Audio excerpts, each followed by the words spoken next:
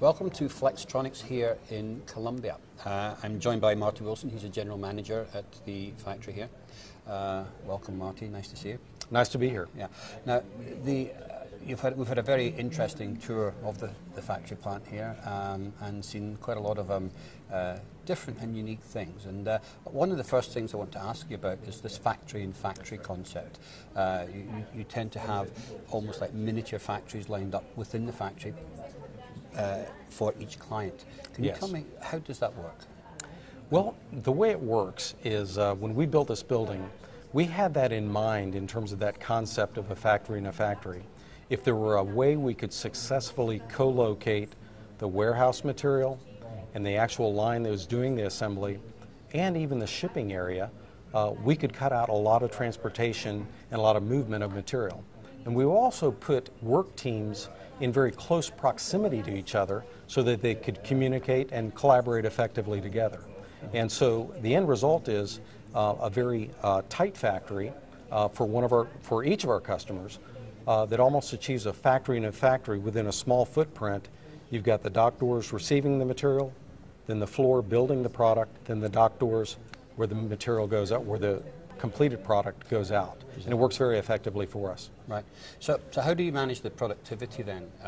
You know, say one product is ramping up, another one's ramping down. How do you handle that across the factory?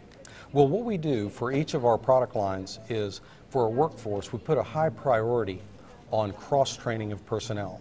So that as different lines are going up and down, and this is a very dynamic environment in terms of demand, we want to make sure that we have that workforce flexibility that enables us to deploy people where they're needed because they're cross-trained to work on different products. So that's a big part of our staffing and also the way we manage our lines.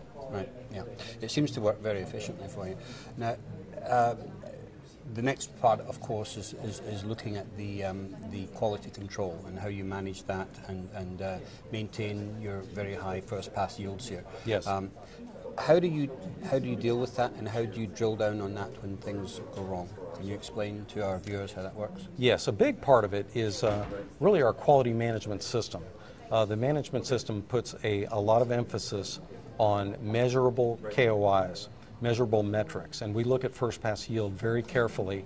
We review it each week in detail, and any defects, we Pareto them, and whether they're supplier defects or workmanship defects, we drive that accountability either back to our suppliers or back into our workforce in terms of opportunities for training or improvement or workplace design.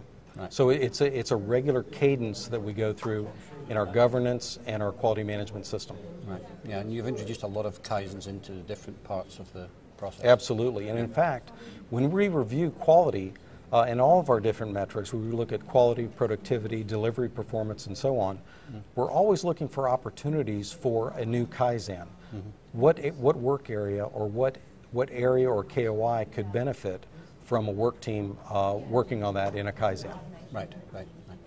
Okay, that's interesting. Now, the final thing I wanted to talk to you about was this factory is actually called Flextronics Special Business Solutions, yes. Flextronics SBS. Yes. And as the name implies, it does tend to work on a lot of emerging technologies and new areas. Can you give us a flavor of some of the things that you're working with? Yeah, we're very excited about emerging technologies because we have a foundation of very large OEM customers, but we feel like to continue our growth, we need to be looking very closely at emerging technologies and getting in very early. So what we try to do is invest time with startups and show them a lot of interest and attention and give them the kind of scalable growth that they need as they ramp.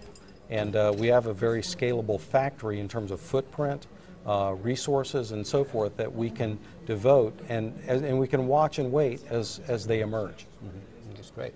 Yeah, we saw examples of that today.